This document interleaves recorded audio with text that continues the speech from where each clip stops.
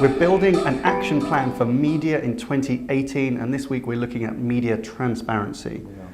So if you've seen previous episodes, we're devoting 7 episodes to look at some key areas where we think you may want to begin a media action plan for change this year. This week we're looking at media transparency, and each week we look at what you might be wanting to do now, next, and in the future to kind of safeguard your media investments. So what do we mean by media transparency? It's a big word. Well, absolutely. Most people think transparency is about rebates, but actually it's far more than that. Yep. Transparency is about understanding the commercial value of your media investments. Yep. Okay, and it's fundamentally about obsessing around getting visibility on the key drivers that influence media efficiency and media effectiveness. Yep. Okay, good. So nice broad subject. We'll try and be specific. And the idea here is that we give you kind of real practical, tangible things that you can start to go action in your business. And as usual, there's a worksheet down below that you can click into.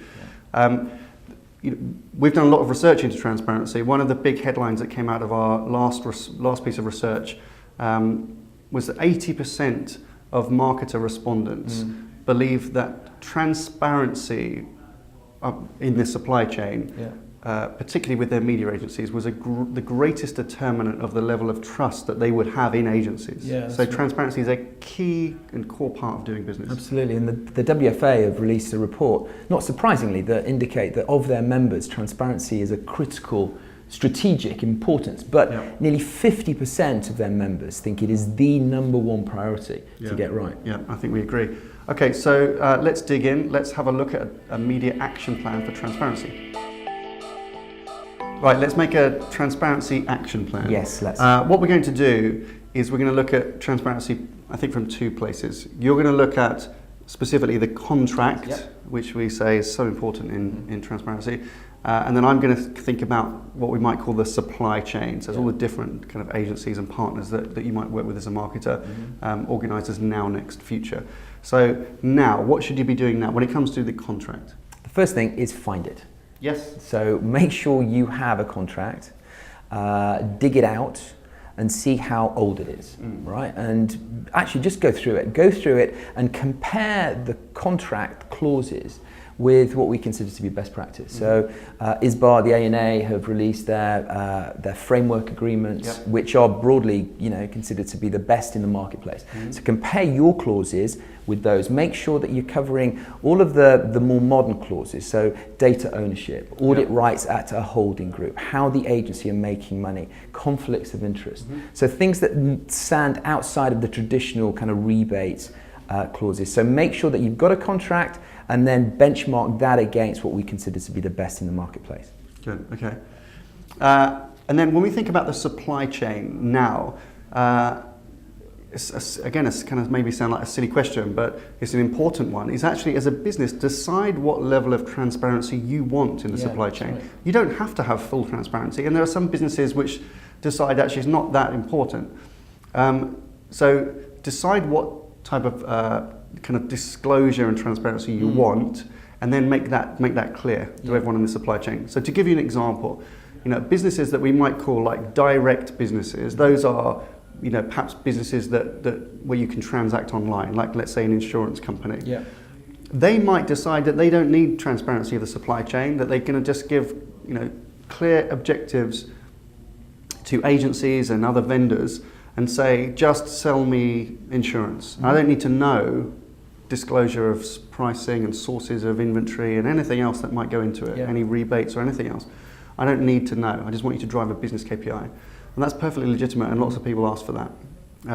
But others, typically indirect businesses, so if you don't have a direct digital transaction sale with your customer, so most businesses are still like that, big kind of CPG, personal goods, cars, etc.,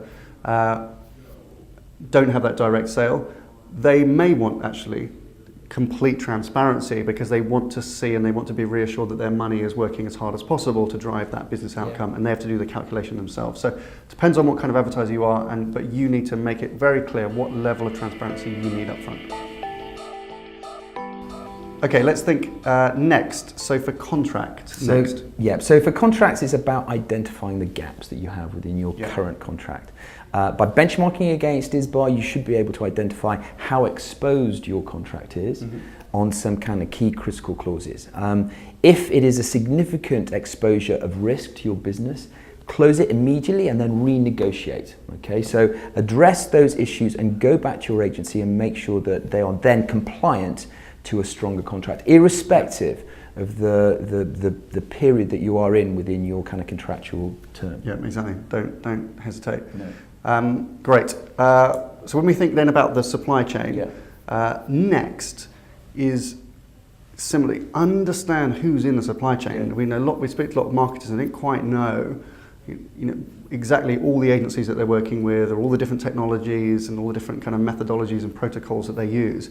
That requires mapping out to be really clear who does what. So you want transparency of that supply chain, and then once you've got that, you can then hold that to better account.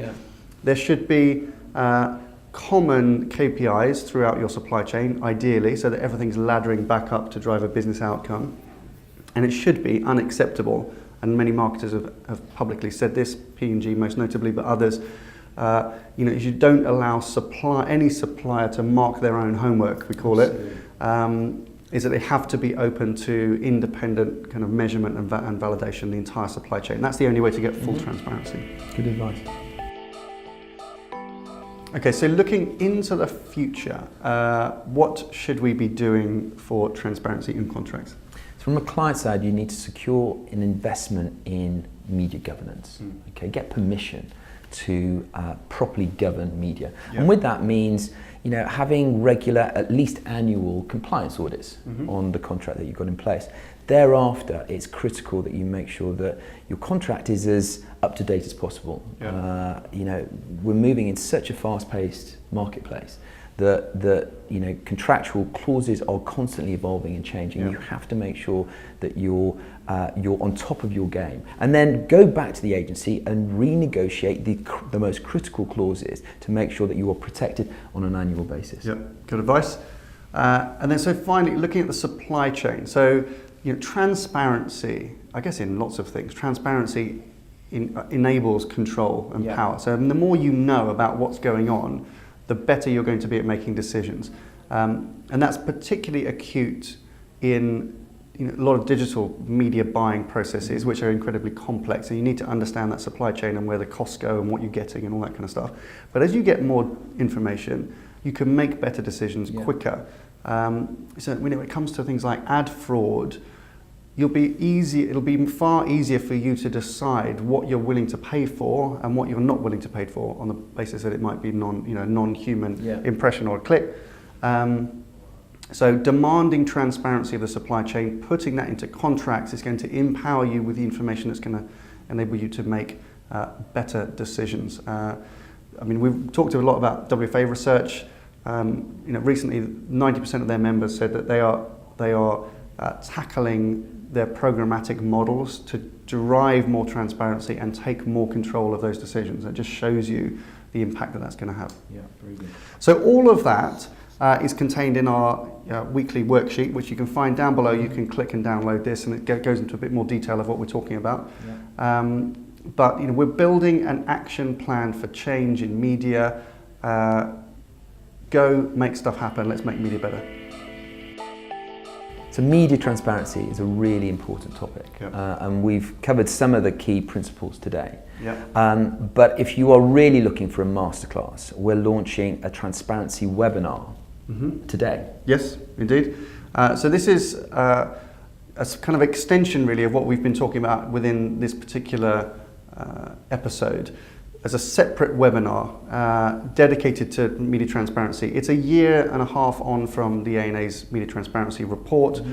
So we've gathered together kind of 3 different industry perspectives. We've got a gentleman called PJ Leary, who some of you might know, used to run Ubiquity in New York, and was very close to the drafting of the ANA's media transparency report and the subsequent guidelines. So great authority on the subject. We've got Angela Safewright, who is an ex-marketer. She was head of marketing operations at AB InBev in the US. Again, sat on one of the A&A media committees, kind of close to understanding the impact and the behaviours on the marketer side. And then I'm doing, looking at the long-term kind of future about how we build greater transparency and trust between advertisers and agencies in the supply chain in the future. If you have any responsibility for media investments, whether on the marketer side or an agency or anybody else, I think you might find it really useful. You can click below, it's free to register, and I hope you enjoy. Okay, when it comes to media transparency, where are you? Now, next or future. Excellent. So that is your media transparency action plan. Thank you very much for watching. See you next week.